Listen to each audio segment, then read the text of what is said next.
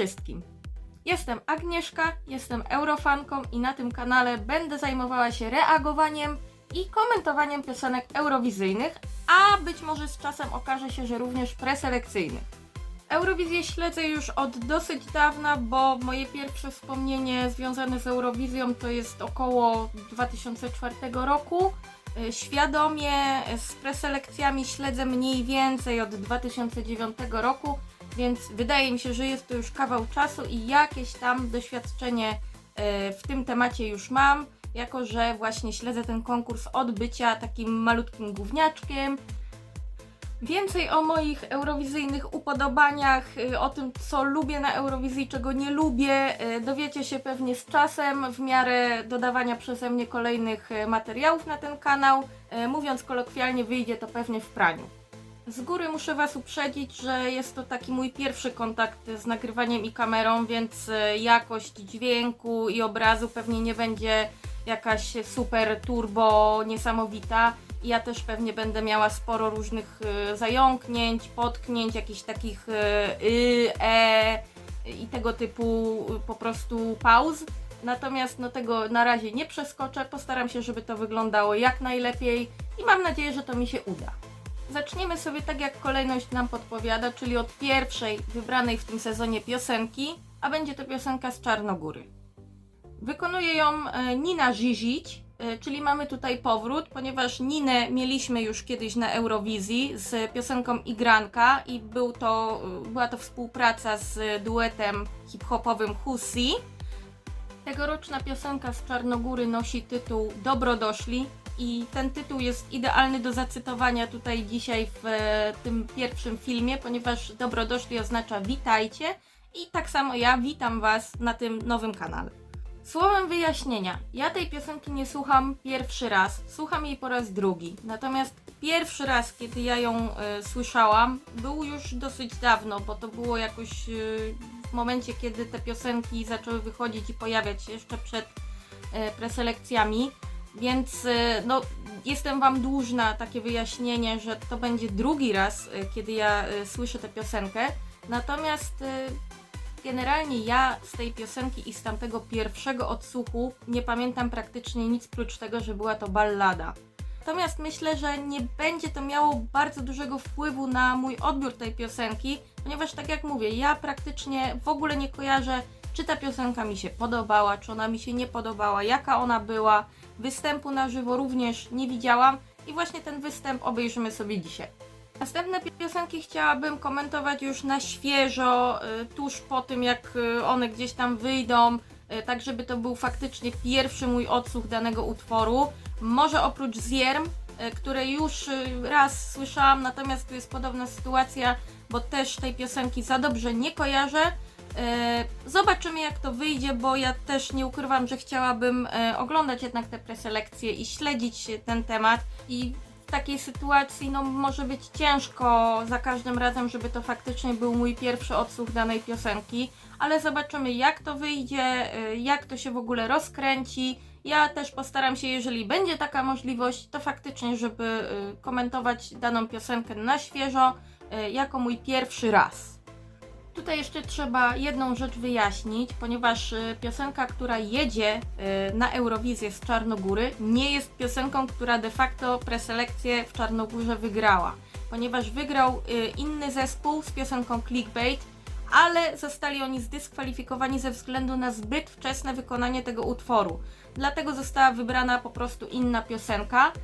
Ja się do tego jeszcze na pewno odniosę, porównam sobie te dwie piosenki, bo akurat Clickbait słuchałam wcześniej i tę piosenkę bardziej kojarzę. Zobaczymy, czy ta jest lepsza, bo tak jak mówię, ja tej piosenki zbytnio nie pamiętam. Jeśli chodzi o wstęp i jeśli chodzi o takie przedstawienie zarówno sytuacji, jak i siebie samej, myślę, że na ten moment byłoby to na tyle. Możemy sobie przejść do komentarza i mojej reakcji na piosenkę Niny Žižić o tytule Dobrodoszli. No to jedziemy, jak to mawiał klasyk, dawaj Malina, ciągniesz. Jedziemy, dawaj Malina, ciągniesz.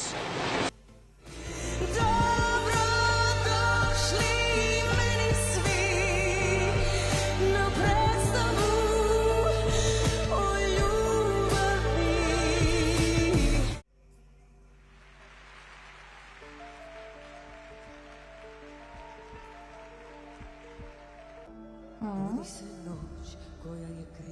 Widzę, że ma zakryte oczy. No na razie nie robi to na mnie wielkiego wrażenia. Muszę sobie jeszcze troszeczkę podgłośnić. Ładny jest ten tekst.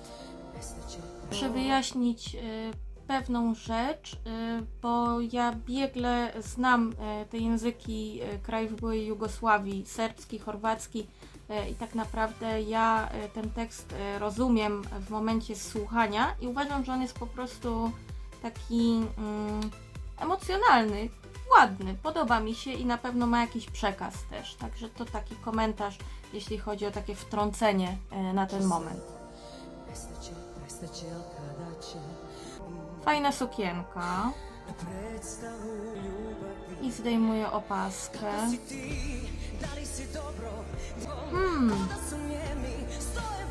Trochę się rozkręca, ale szału nie ma, jeśli mam być szczera. Ona ma fajną barwę głosu. Rzeczywiście ten wokal jest taki, no, solidny. No, taka ballada, no. Ani nie jest jakaś najgorsza i tragiczna, ani, że tak powiem, nie urywa dupy. Dupa jest na miejscu. No chyba, że jeszcze będzie jakiś punkt kulminacyjny. Ale tak mi się coś wydaje, że ta kulminacja to jest właśnie teraz.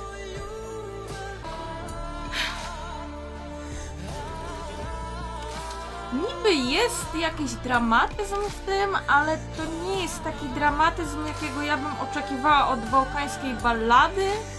I też nie nazwałabym tego taką typową bałkańską balladą. Bałkańskie ballady generalnie mają to do siebie, że one są takie monumentalne, takie przemawiają do mnie i to bardzo. No i tutaj mamy chyba już kulminację, tutaj już więcej się w tej piosence niestety nie wydarzy. I w sumie ta końcówka była fajna nawet. Ale no to parę sekund. Okej, myślę, że na ten moment mogę to jakoś podsumować. Czy ta piosenka mnie porwała? Nie porwała mnie. Czy z kolei była jakaś tragiczna, najgorsza i absolutnie asłuchalna? No, też nie była. Nie wiem, co ja mogę tutaj właściwie powiedzieć, bo to jest taka dosyć ciężka sytuacja, kiedy piosenka nie wywiera na tobie żadnego większego wpływu, ani negatywnego, ani pozytywnego. Tutaj ja nie mam takiego punktu zaczepienia, czegoś, do czego ja bym się mogła odnieść, tak prawdę mówiąc, w tym utworze. On jest taki dosyć jednostajny. Jest jakiś taki moment, w którym tutaj faktycznie jakaś taka kulminacja się pojawia, ale czy ta kulminacja mnie jakoś zmiotła z planszy? Nie. Czułam, szczerze mówiąc, na trochę więcej. Ja sobie zdaję sprawę z tego, że Czarnogóra radzi sobie na Eurowizji tak, jak sobie radzi, ale bywały często sytuacje, kiedy nawet fandomowi piosenki z Czarnogóry nie bardzo się podobały, albo były wręcz ignorowane po całej możliwej linii, a mnie jednak one nieraz kupowały. I szczerze mówiąc, liczyłam na może taką sytuację, bo nie spodziewałam się jakiegoś takiego szału obiektywnie, bo też go nie widziałam nawet wśród fanów, ale liczyłam, że być może chociaż do mnie ta piosenka jakoś trafi i kupi mnie, zwłaszcza, że ja jestem bałkanofilem, a właściwie bałkanofilką i ja rzeczywiście wszystko, co dotyczy Bałkanów, to bardzo mocno pochłaniam i nawet subiektywnie zawsze troszeczkę to boostuję jeszcze, ale jeśli nawet mnie to jakoś bardzo nie przekonało, a mam dosyć łagodne spojrzenie, jeśli chodzi o Bałkany na Eurowizji i w ogóle, to obawiam się, że może być ciężko. I nie widzę tutaj niestety też zbytnio potencjału na to, żeby ta piosenka we mnie jakoś mocno urosła. Być może z czasem ona trochę minimalnie jeszcze zyska w moich oczach, a właściwie w moich uszach. Jest na to jakaś szansa, ale wątpię, żeby to była jakaś piosenka, do której ja będę często wracała.